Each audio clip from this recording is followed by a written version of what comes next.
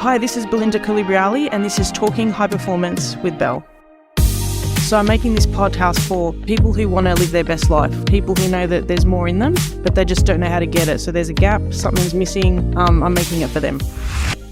Welcome back to another episode of Talking High Performance with Belle. And in today's episode, I want to talk to you about a topic that really resonates with a lot of people, and that's talking about stress. And I want to talk to you today about a few ways that you can really think about stress in a different way to help you reach peak performance. And the feeling of overwhelm and the feeling of stress is something that has become a really common aspect of many people's lives. And I feel that these are phrases that, if I'm being honest, are often thrown around a little bit too much and too easily without real work being done behind the scenes to help people really work out what is working well and what isn't working well, and how do we navigate our lives in a way where we can reduce the stress that we're facing. And when we live in a constant state of stress or worry, it's diverting us from the fulfillment and the focus needed to live a high performance life, a life where we're really engaged and a life where we're really passionate and motivated. And so if I think about stress, I think about it like an obstacle for growth, because stress is like a warning that something needs to change. And that's what I want to talk to you a little bit about today, and some ways to help you think about stress a bit differently and use it as a way to help you master long-term performance. So when we're stressed, what are some things that we can do to help us to get back on path and to get back on track and get us feeling good?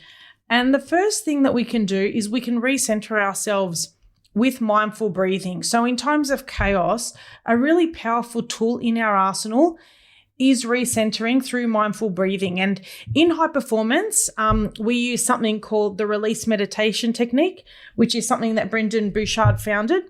And you can look that up on YouTube, or you can shoot me an email and I will send that to you. But basically, we focus on the word release, and it makes it much easier to eliminate those worries and eliminate thoughts coming into our mind. And there are many ways that we can use breath work, or we can use meditation to help us with recentering and de-stressing. And there are many apps that we can use, but the release meditation is a really good one that if you find yourself finding it really hard to zone out, this is something that you can use, which sort of guides you through a different way of thinking, or a different way of talking to yourself as you're de-stressing. And the point of this technique is to release any tension that you feel. And so by focusing on the word release, release, release, it's much easier to stay centered and to be really present in the moment. So again, if you're unsure how to start, check out the release meditation video on YouTube, or just send me an email and I'll be happy to send that to you. And by implementing this for even just 2 minutes a day can be a real game changer to your day. So if you think about a scenario where stress is overwhelming you right now in your own life, and you've got deadlines, or it could be tasks piling up, imagine taking just 2 minutes to breathe mindfully, and imagine the shift that would have on your perspective. And if you're unsure, give it a go and see what happens and what changes when you're doing so. The second point that I want to talk to you about today is about viewing stress as a signal, not an obstacle. So this part is about changing your perspective on stress. So instead of viewing it as something negative, see it as a warning or an indication that there's an opportunity there for personal growth. Like there's a way to challenge your thinking, to do something a little bit different that maybe you hadn't thought about before, and get really curious as to why you're feeling this amount of stress. Has something happened? Is something about to happen? Have you not managed your day properly? Have you had a difficult conversation? And get really curious as to what caused you to get to this point. It could have been a conversation that you had with somebody, or even one that you didn't have. Have you tried to take too much on? So quite often when we feel stressed, there's a signal that something has gone on in the background that is causing us to feel that way. And a high performer will see stress as an opportunity and work out what was wrong, or if it's a common pattern that plays out in their life, they constantly feel burnt out, they constantly feel overwhelmed, they don't have enough time with their kids. What is it that's happening, and how do you use it as an opportunity for growth? And this is about recognizing that stress is a natural part of life and leveraging it and using it to your advantage to propel yourself forward. So again, if you think about a recent stressful situation in your own life, how would your experience change if you considered stress as a signal, or if you considered that as a warning sign for personal growth? Like, how would that help that with that roadblock in your life? So viewing stress as a signal, not an obstacle, is the second point.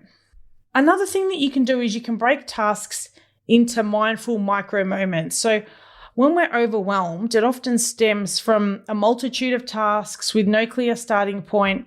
And breaking tasks down into micro moments or small steps can really change everything. And I talk about this a lot because it's so important to clear the clutter in our mind. And last week or the week before, I spoke about clearing the clutter in your workspace to help you really create a Zen workplace. And this is about stopping procrastination. This is about really stopping anything that's going to get in your way, that's going to prevent you from moving forward. Because quite often when we're stressed, the tasks just feel like they're building up and it's overwhelming. So being able to break down that task into micro moments is really important. So if you've had, a really busy day, think about what's happened in that day to cause that. And next time, spend the first 10 to 15 minutes jotting down, what are you going to do today? What are your must-dos that are non-negotiable? And what are things even that you would like to achieve if you get the time? And break those down into micro moments and see how that changes the outlook of your day, or even see how that changes your stress levels throughout the day. Because quite often we think about things or we do things that aren't really going to move us forward, but breaking down the must-dos into tasks can really help with that. Another thing you can do is to be aware of your body and mind and the signals that they're giving you. So pay attention to what your body and what your mind are telling you. And our bodies tell us when something's off. And it's up to us to notice this, to notice that, hang on, maybe I'm feeling a bit frustrated. Maybe I'm feeling a bit fatigued. Maybe the stress levels are starting to build up. And when we can notice physical or emotional or mental tension points and observe how our thoughts change during that process, it becomes really powerful because we can stop what we're doing in certain moments and navigate in different directions. And so being aware of triggers really empowers you to address that at the root cause. So if you think about a situation in your own life where stress manifests and it shows itself physically, how would your response change if you were to be more aware of these signals earlier on? How could you address these signals in the moment so that it doesn't build up? So this is about almost recognizing the warning and honoring the struggle throughout that. Another way to manage stress and to master stress in order to maximize performance is to create intentional, mindful transitions. So what does that mean? That means in between different tasks that we have throughout our days, we have moments of transition. And to be really mindful in those moments of transitions can have a huge impact. So this could be stopping at the 25 or the 50-minute mark of doing a task for a 5 or 10-minute break. It could be intentionally getting a glass of water, doing some stretches, going for a quick walk around the office, whatever it looks like to you. But being really being really mindful within these transitions and creating brief pauses to reset and refocus is really important. And it allows a smoother flow between activities, a smoother flow between different tasks that we need to do. So if you picture a hectic day with no breaks in between tasks and going through your day-to-day between tasks and feeling burnt out, imagine what it would look like with some intentional pauses and the impact that that would have. Really important to create intentional, mindful transitions. And then the last point is all around daily mindfulness rituals. So this is all about how do you create and integrate mindful rituals into your day through ways of meditation, and we can use that release meditation that I used before. It could be through mindful walks. It could be through certain reflective practices where you could gratitude, or where you could think about not only what went well during the day, but where is there opportunity to grow and to learn. Notice I'm not saying where is there opportunity to do things better, something that didn't go well. No, if we flip the way we tell ourselves there's opportunities. Where is there, slight edges where we can do things a little bit better and talk to ourselves in that positive way to really elevate us to that next level. And when we create these intentional moments of calm, they can help serve as anchors and foster resilience in the face of stress or in the face of our struggles. So think about where in your day can you incorporate some mindfulness rituals. This could be in the morning, it could be on your lunch break, it could be before bed, whatever it looks like for you.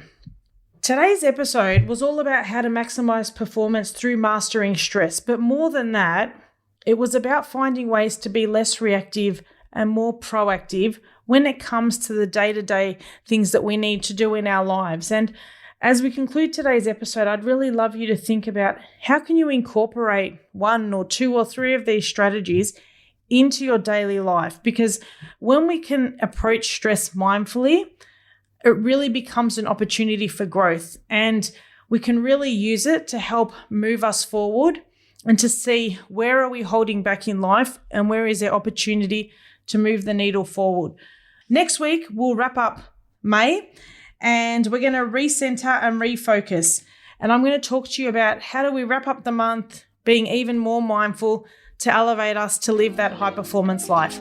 So until then, live a successful, purposeful, and fully charged life. Your coach, Belle.